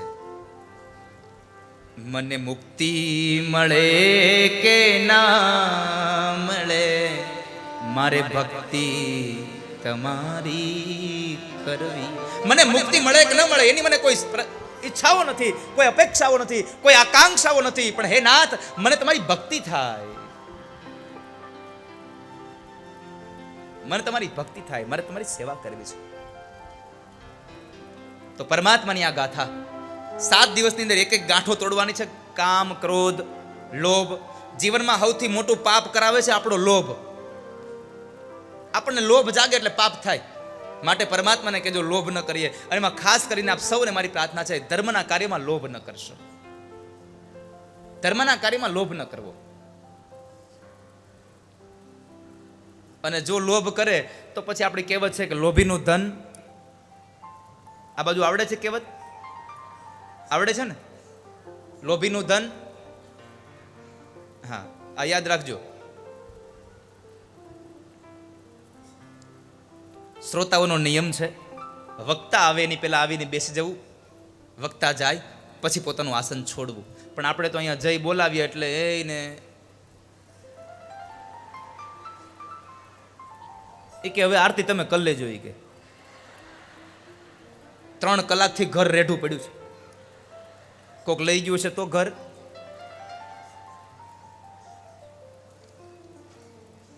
ન કરશો બાપ. ભાગવતના નિયમ છે કે વક્તા આવે એની પહેલા આવીને બેસી જવું, વક્તા જાય પછી જવું. એક આસને બેસીને કથા સાંભળવી. એક આસનનો અર્થ એવો થાય કે આજ તમે બેઠા છો, ન્યા જ આવીને કાલ બેહવું, એવો ન થાય. નકર કાલ તમે આવો મોડા અને તમારી જગ્યાએ કોઈક બેસી જાય તો ઊભા કરશો. દાદાએ કીધું છે ઊભા થાવ, એક જગ્યાએ બેહવાનું. આવો અર્થ ન કરશો. પણ તમે જ્યારે પણ કથામાં આવો, જ્યાં પણ જગ્યા મળે ત્યાં તમે બેસી જાઓ અને કથા પૂરી ન થાય ત્યાં સુધી ઊભા ન થાવ. અને એક આસને બેસીને કથા સાંભળી કહેવાય. ત્યારબાદ ગૌમુખી અને માળા હારે લેતું આવવું, ભગવાનનું નામ સાંભળવું, ભગવાનનું નામ બોલતા જવું.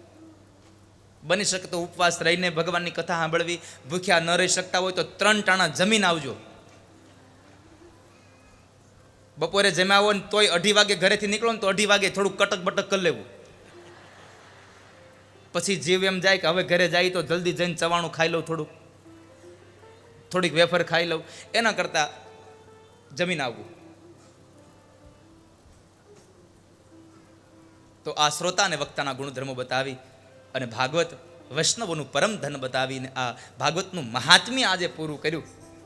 ભાગવતના પ્રથમ સ્કંદમાં હું જાઉં, પણ તે પહેલાં અહીંયા પોઈચા નીલકંઠ ધામથી પૂજ્ય સંતો પધાર્યા છે. એમને 6:30 વાગે આરતી કરવાની હોય તોય મેં 6:45 વગાડી દીધા. પણ એમને હું સન્માન લઈ અને ફરી પાછો તમને કથાના પ્રથમ સ્કંદમાં પ્રવેશ કરાવવું. આજે થોડીક કથા લઈ જવી જોઈએ. કંઈ વાંધો નહીં, તમે ચિંતા ન કરતા. અહીંથી આપણે એરપોર્ટ જરાય દૂર નથી. એરપોર્ટ અહીંયાથી જરાય દૂર નથી. એટલે સંતો આવે છે. 2 મિનિટ માટે બધે ભાવ છે ગાઈએ. દ્વારિકાના નાથ તારું મુખડું રે કેમ ભૂલી જવાય. દ્વારિકાના નાથ તારું મુખડું રે ભૂલી જવાય. રાજા રણ છોડ તારું મુખડું રે ભૂલી જવાય. રાજા રણ છોડ તારું મુખડું રે ભૂલી જવાય. ભૂલી જવાય ના વિસરી જવાય ના. ભૂલી જવાય ના વિસરી જવાય ના. ભૂલી જવાય ના વિસરી જવાય ના. ભૂલી જવાય ના વિસરી જવાય ના.